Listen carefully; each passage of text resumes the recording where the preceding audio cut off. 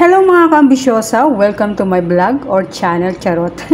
Ayan, nakikita nyo ba guys, ang nakikita ko today, ayan. Kakaiba na naman ang aking lulutuin. Finally, na iba-iba na naman ang panlasa namin. Ayan. So, napakadali lang siyang lutuin at wala namang cheche-bureching dapat gawin sa salmon. Ayan.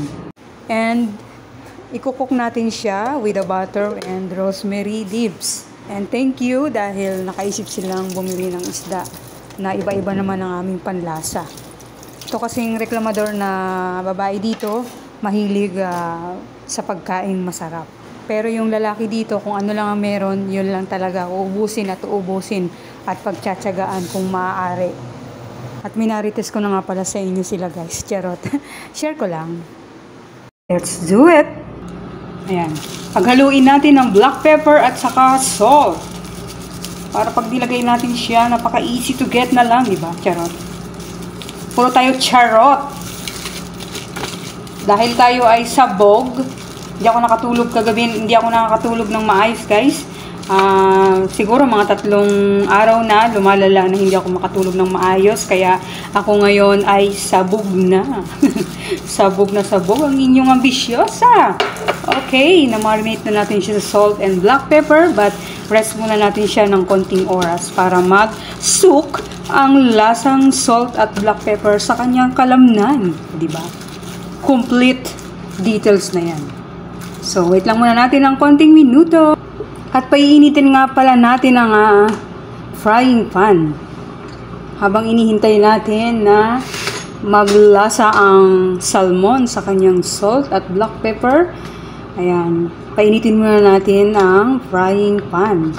Para pag natapos ng mag-soak ang lasa is okay na siya nating ipapry.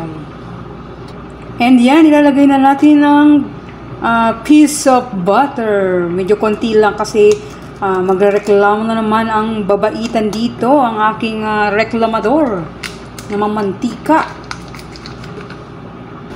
At eto na nga, okay na siya. Ilalagay na natin ang rosemary leaves. And low temperature lang tayo ng heat ng ating fire. So, medyo fry ko lang muna ng konting oras ang rosemary para maglasa sa butter, maghalo sa butter. At okay na siya mga kaambisyosa. Mix na natin ang salmon.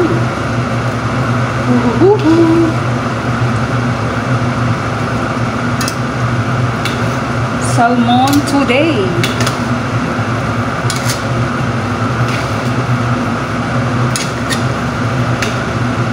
And ayan na siya, pinagkasya ko nga siya sa isang pan para isang lutuan lang at isang baliktaran lang, di ba? Sulit ang iyong oras. At i-cover muna natin siya for a while para yung ibabaw din is na reheat din. And tcharan! Balik natin balikan. So nag-aaso-aso na siya guys. Ayan, maganda yung mag-fry ka ng ganito sa frying pan na non-stick kasi hindi siya dumidikit.